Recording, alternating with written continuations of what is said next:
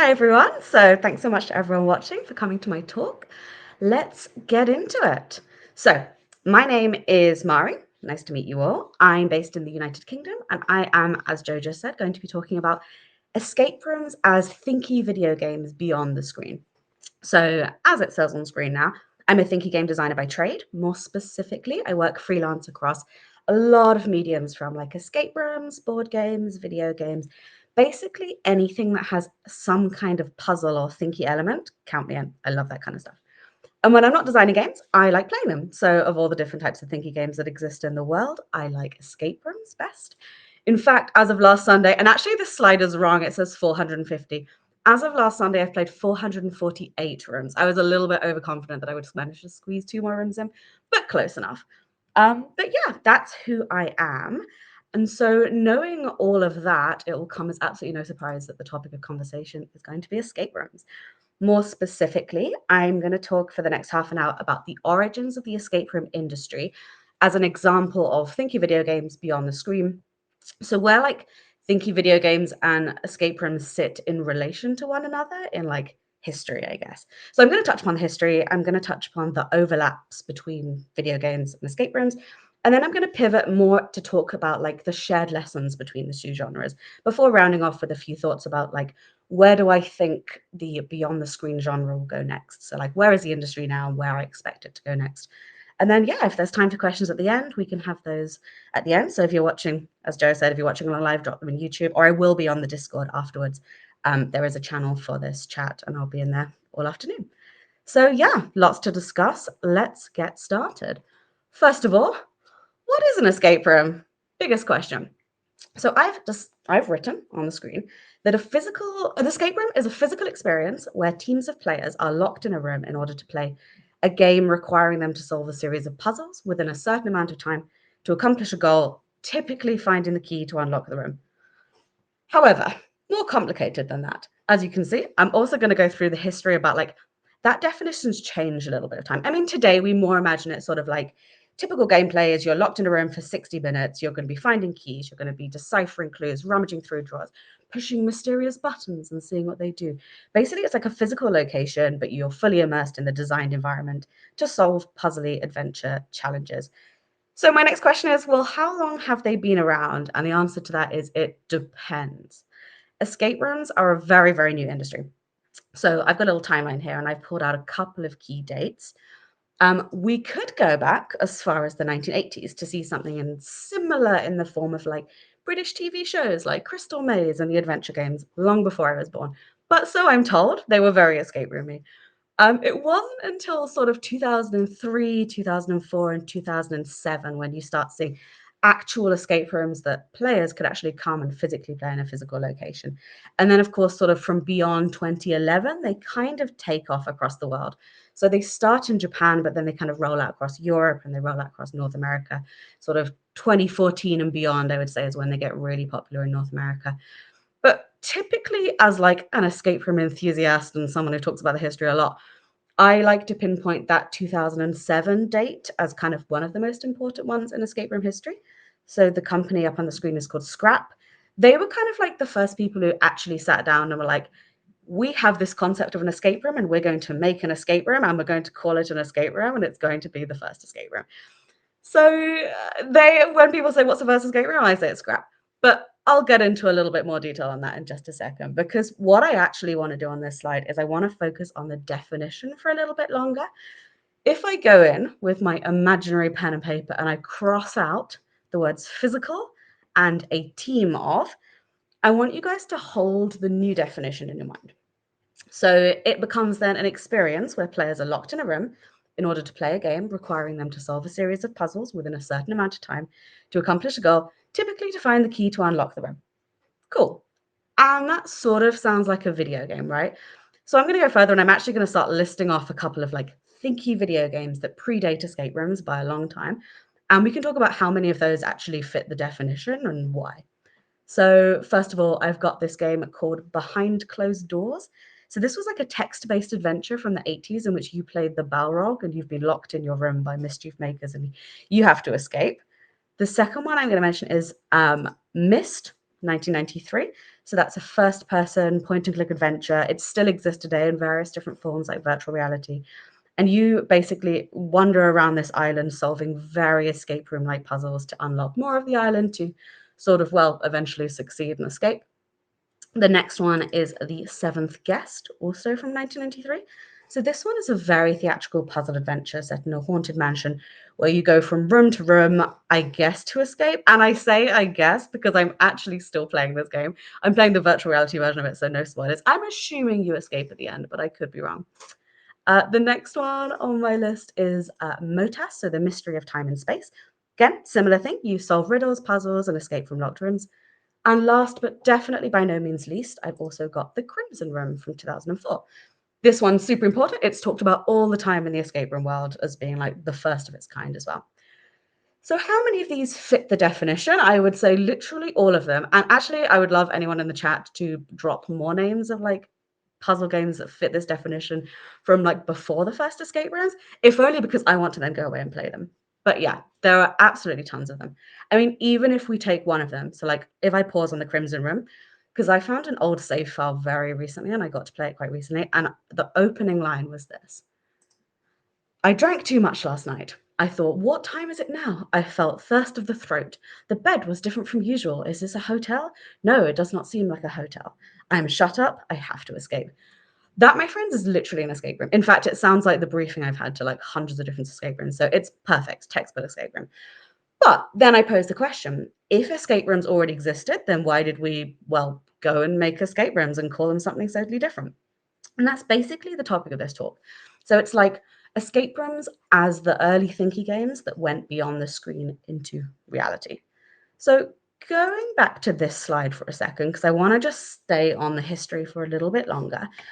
If we consider that real life and like video game world aren't so different, we can point to loads of examples of times where physical activities in the real world also have a video game counterpart. So even thinking about the most popular video games today and the ones I play all the time, like not just in the Thinky genre, essentially a lot of them are real life activities that we just recreated in a digital format. And I'm not just talking about games like Lawn Mowing Simulator, which is an absolutely fantastic game. I'm talking about like even older games like tennis turned into Pong, or like you could say Lego became Minecraft, or like the very normal activity of commanding an army and invading your enemies became Total War Game, or like quitting your job and living on a farm became like Stardew Valley. So all that to say is video games like overlapping with real life is not a new thing. It just usually happens that way around. We take an activity we like in real life and we're like, oh, let's make a digital gamified version of it. But what is so important about escape rooms is I think this is one of the best examples we have of this happening the exact opposite. So, like a digital experience being taken into the real life. Many of these designers, literally of the like the companies you see up on your screen, said that exact same thing. Like, here's a great thing happening in the digital space. We want to make it real. And if you want proof, I'm going to go back to Scrap. So, Scrap is the 2007 one in Japan. And I pulled out two quotes from one of the designers of the very first escape room called the Real Escape Game. Their designer was called Takao Kato and pulled these like quotes from different interviews. But essentially, the top one says that I was thinking about doing some kind of new event, and the girl sitting next to me said she was hooked on an online escape game. So I tried to make one, and that's the truth. Could not be more simple and more cut and dry. The second quote's a little bit different. It's actually more about books, but I think the rules still apply. So he said, I wondered what interesting things didn't happen in my life. No, why interesting things didn't happen in my life like it did in books. I thought I could create my own adventure, a story, and then invite people to be a part of it. I mean, that's how escape rooms were invented, I suppose. And one more interesting side note is the photo you guys see up on your screen actually isn't that very first room. It's an escape room that Scrap, I believe, are still running, but one of the rooms they run today. Interesting side note because even though we're only talking about 2007, this is ancient history in the escape room world. So these photos are just lost to time, I think. Again, if anyone can find one, please send me one. I'm so curious. But yeah, I like to think that like while the technology's probably changed a lot, the concept hasn't changed that much. So this photo will do for now. But yeah, let's get back into it. So I've done a lot of explaining so far on the what. Now let's talk about the why. So why make an escape room? Why are they popular? What on earth is going on in this strange branch of the thinky game genre? Well, To be honest, I could talk about this topic for hours, but I only have like 20 minutes left, so here's the abridged version. I think escape rooms thrive because they're social activities. I would even go so far as to say that since all of those early video games that I mentioned on the other slide, even, yeah, like the way human beings live and interact and communicate with one another has changed. On the one hand, you have things like the rise of the smartphone, but on the other hand, you have things like the total and complete integration of social media in our lives. So there are like a ton of studies that show things like the youth of today, and by that I mean anyone millennial and younger, spend a huge portion of their paychecks on experiences rather than stuff, at least compared to like any other group before it. So people are going out there and they're spending a lot of money on experiences, social activities, and then correlate that statistic with the fact that there was this big boom in escape rooms in like 2011, 2012, 2013, 2014 in the US. And I think just a lot of business owners saw escape rooms as like some kind of get rich quick scheme, which, spoiler alert, you will definitely not get rich running an escape room, so please don't try. But I think that's part of the reason they kind of took off.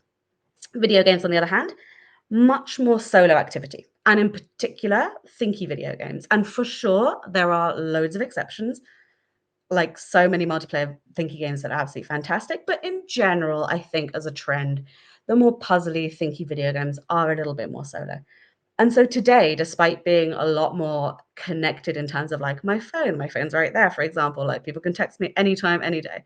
Despite being more connected, I think as a society, people do feel more disconnected. So therefore, I do believe that like a lot of escape room success is bringing the medium beyond the screen into a physical, tangible, and most importantly, social experience. I think there's like probably a parallel here to be made with how like people who love like first person shooter games, for example, feel going into paintball for the first time. But again, like here's the catch. Paintball predates like first person shooter games by probably a decade or so. So again, like many video games are created in the image of a real life activity, but very few things begin their life as a video game and then go on to see like big success outside of the screen, like beyond the screen in person. It's a unique case study and I think a unique challenge. But what do I mean by a unique challenge? I'm talking from the game design point of view. So, what does it mean for us game designers? New slide. I realize there is so much going on this slide, by the way, but don't worry, I'm going to share a copy of the slides in the Discord after, so you don't need to read anything. But I'll just talk about it over the top. So yeah, game design theory, or as I like to name this slide, what did escape rooms steal from video games, and what can video games steal back from escape rooms? So today, we see video games everywhere in the escape room world. In the middle of the screen, I have the big old Thinky tree where there are two divergent branches where video games and escape rooms came from. Honestly, if I was going to plot the real Thinky tree, this would be 0.01% of the Thinky tree. But the part we're interested in today is escape rooms and video games. So the two genres branched off, and now they do look kind of different. But yeah, what did they steal from one another? What can they take back? In thinking about escape rooms first, I think there are plenty that kind of incorporate gameplay mechanics and narratives and tropes from Thinky games. So you have things like rooms that make good use of like a single use inventory system or like quest tracking or like checkpoints in an escape room. You've even got sort of real life rooms where like the gameplay itself is structured like a video game. And I'm thinking now specifically of like during lockdown in the escape room world, we saw a lot of like live avatar escape rooms pop up where you could follow along on a video and literally control your games master around the room, be like, pick this up, jump, grab this kind of thing. You even have escape rooms today which are basically based on video games. So not quite an escape room, but there's this experience called the Lara Croft Immersive Experience in London. I believe they've just announced they're opening one in Seattle as well, and that's actually going to be run by one of my favorite escape rooms in Seattle called Hourglass Escapes. But I mean, yeah, you can't get any more like obvious than like an immersive puzzle experience literally based on a video game. And for all of that, I think escape rooms haven't forgotten their like thinky game origins, and I love that. But they do a few things very differently. So on this slide, I've pulled out a couple of like game design beats to discuss further. Obviously, I could talk about this for hours, but just a few off the top of my head for the purposes of this talk. On the left-hand side, we've got directing the players. So unlike in a lot of video games with like a well-placed pop-up or a speech bubble, escape room designers generally don't get to control what the player's doing, or even like what the players can do in a room, like what controls do they have available to them. So instead, we escape room designers can draw their attention to things like creative lighting or the layout of a room to like point to a certain clue, like subtly or not so subtly. It can even go so far as like the games master running the escape room themselves, literally being like, you need to start here with this puzzle or this clue. Of course, players may not always go for those nudges. That's true of every game ever. I mean, I play a lot of games with my little brother, and we sort of spend 5 minutes doing the quest, and then we just try and clip through the walls, or we like decide to fly towards the sun. Like we are not playing these games how you're supposed to be, and the same with escape rooms. I've seen people do the most bizarre things in escape rooms. Ask me about it later on Discord. It's hilarious. But anyway, I think one of the most interesting takeaways the escape room world in terms of that can give back to video games is like how do you handle game design when you're not using pop-ups or handy UI or a glowing object to indicate which item you can pick up? Again, we can play with light, sounds, tools, visual layout. They're all like excellent things that a good like level designer or a layout designer could use. But when we're thinking about thinking games, even more important because the player's goal is to kind of get to the puzzle and solve the puzzle. So you don't want to sort of overwhelm them with too much going on in a level. You want to gently guide them. And if that's not a pop-up, if that's not UI, then there's a question of what is that? So yeah, first game design lesson. The second one I wanted to mention is the inventory system. So really quickly, if you've ever played an escape room, you probably heard the rule that like once you've used something, it's done. Many escape rooms even give you a little box to put your items in. So once you've used a lock, once you've used a key, you can put it in a box and it's done. To the game designer and me, I'm like, that's just an inventory system. And yeah, it totally is. But it's now such a common room in escape rooms, like we take it for granted. What I think the Thinky video game can learn back from that is about those limitations, though. So, unlike in a video game, I don't know about you guys, but I cannot carry 10,000 health potions I'm never going to use, 20 swords, and 100 cheese wheels. I just can't do that.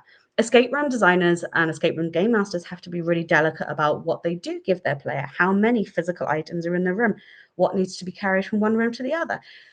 You have to take a single object and be a lot more clever with it. So even if it's just a simple piece of paper and it's like, here's your dossier for the mission you're going to do in the escape room.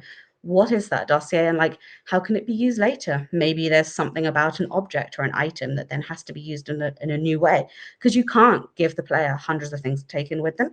You can give them one or two and they have to be very clever use of space. So yeah, what does it mean for puzzle creation? It's an interesting question about like the kind of limitations that we have on designing a puzzle for a physical space. The next thing just to mention is in my notes, I've written the first person experience, but on my slide it says player as character. Same thing. An interesting lesson borrowed from ThinkyGames is this, well, all games, I guess, is the player as a character. So in a video game, you can be anyone, literally anyone. You can be human, animal, the dragonborn. You can fly kick someone off a mountain. You can be a superhuman person with special abilities. In escape rooms, not so much. You are just you. So you might sometimes be someone else, like you might have a special ability or a job. I recently played a game. It was like an exploration theme game, and I got the role of like linguist. And so I had a keyword that I could decode secret text snippets hidden around the room. None of my other people on my team like had access to what I had, but it was very cool. Amazingly easy to code this stuff in video games. So as a designer of both, like I would kind of take something like that for granted. But in thinking of the way that game design theory, that like how could that apply the other way? In the escape room, we can't code special abilities. Like I might be the linguist, but I'm still just Mari. I'm just Mari who has the key to solve this particular puzzle. And then I get my own personal, like, yay, aha moment. And in some ways, that's a more interesting player moment than if I was someone else. And what I mean by that is like me, Mari, I solved the puzzle. I didn't use superhuman strength. I didn't cast a spell. It's a little bit more satisfying, and it's for certain, like, not necessarily the right thing to do in every video game, but something I like to consider. Like, is the player a character or is the player themselves? It's a good question. Last but not least, on the left-hand side, tutorialization. Most people know what tutorialization is, so I'll just speak very briefly about like the escape room side. Super simple question in escape rooms. Most escape rooms do not have the time or the space to tutorialize puzzle solving. Most escape rooms are around 60 minutes long. maybe plus minus 5 minutes when the games master can give you a briefing, but usually they just say don't break anything. So the game design challenge is someone who's not involved in the games master briefing, but who is maybe involved in the design of the room, is how do we tutorialize what the player does, and how do we tutorialize how the player can solve a puzzle? And that's something that is borrowed from video games like Thinky video games all the time, like how to do that. There are so many amazing examples of this in video games. Like my favorite style of tutorialization is just trial and error, like with a gentle learning curve, just a little bit of trial and error in a very playful way.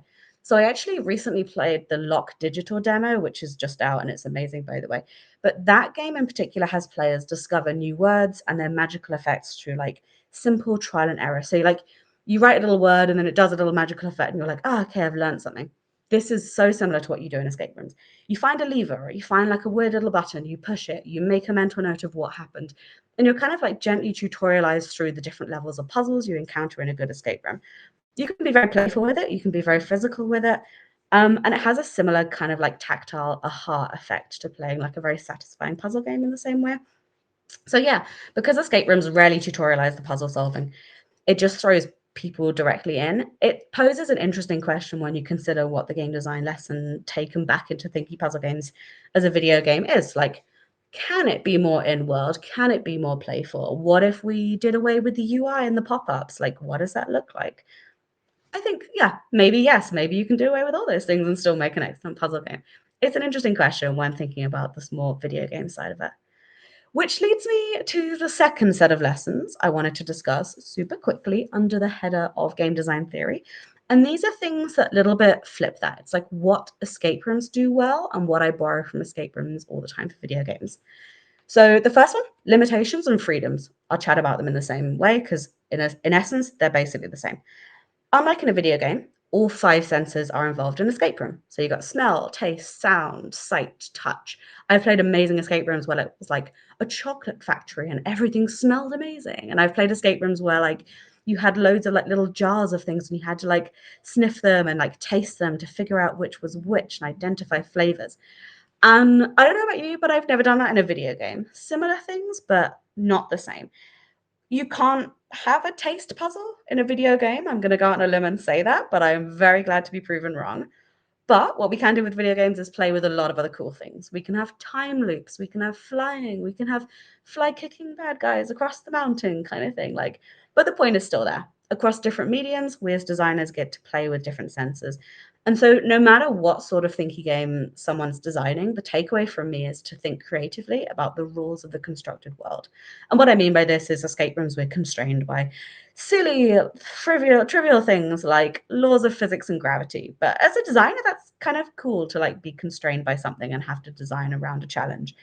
Maybe in a video game we can't have a taste puzzle, but maybe you can have a puzzle where you eat something and it affects some other aspect of the reality of the game or gives you another clue, lets you see in a different way. Like there are very fun ways to play creatively, but within the constructed rules and the reality of the game world that an individual puzzle game is set up to be. But yeah, and then the last thing on my I was about to skip slide then, but I just remembered audience very quickly. Understanding audience. This goes for creating any puzzle game ever, but more specifically with escape rooms, we get the added challenge of playing with the size of teams. So could be as few as 2 players, could be up to 12 players, but you don't want in the biggest escape room one person solving and 11 people standing around watching. So considering things like the specific demographics of a group is incredibly important for escape rooms.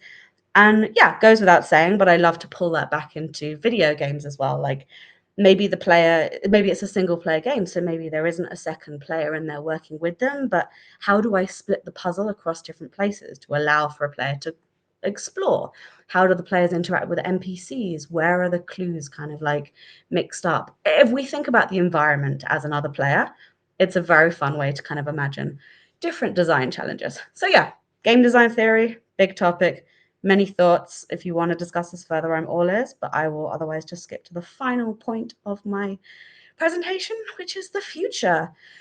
So if I'm saying that Thinky games beyond the screen are escape rooms, what happens in the future? Well, put simply, I don't know, but I can make some educated guesses. First of all, will the escape room industry continue to grow? Honestly, no. We've hit market saturation. Since 2020, the number of escape rooms have been declining year on year. But what we do see instead is we see different things popping up. So escape rooms grew in popularity because designers took Thinky games and thought, let's make this a real thing. And now we see it with other genres. So there's this really amazing experience in London called Phantom Peak, which is basically, I've never played Red Dead Redemption, but I would describe it as Red Dead Redemption in person. It's like a massive Wild West world where you can like find puzzles and talk to NPCs and like discover things and log your points and track your badges and stuff. Amazing concept of almost like an open world RPG, but again, in a real physical experience.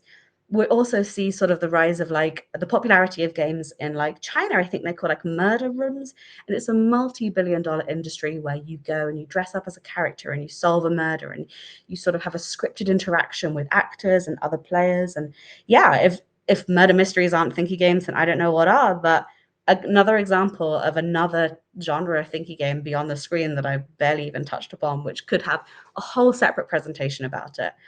And that's not even taking into account emerging like technological advances. So virtual reality, augmented reality, mixed reality, it gets better and better every year. And every year I'm excited to see the kind of thinky games that are coming out of those. So for sure, if I had to say one thing I would expect to see in the next 5 to 10 years, massive explosion of amazing technologies, and assume that's whatever you, I don't know what these technologies are yet because I haven't seen them, but I would expect to be seeing amazing technologies creating really amazing puzzles in different ways. So yeah, that's pretty much all for me. I've tackled a lot in a very short amount of time. Hopefully I've managed to impart some kind of thinky game knowledge or interesting things to think about. As I say, I might not have time to answer questions now because I'm glancing at the time, but I will be in the Discord if anyone wants to chat anything escape room, thinky games, anything at all. Thank you. Thank you so much, Mari. Yes, there's not much time for questions, sadly. Although you did answer one of them anyway, just through your talk. Oh, amazing. So he was asking about the future, what you thought about the future of escape rooms, and it was your last slide. Oh. Perfect. So yes, and once again, wonderful presentation. Thank you, Mari. It makes me want to go do more escape rooms. I really wish I did more Do of them. it. Yes. And once again, thank you to Mari.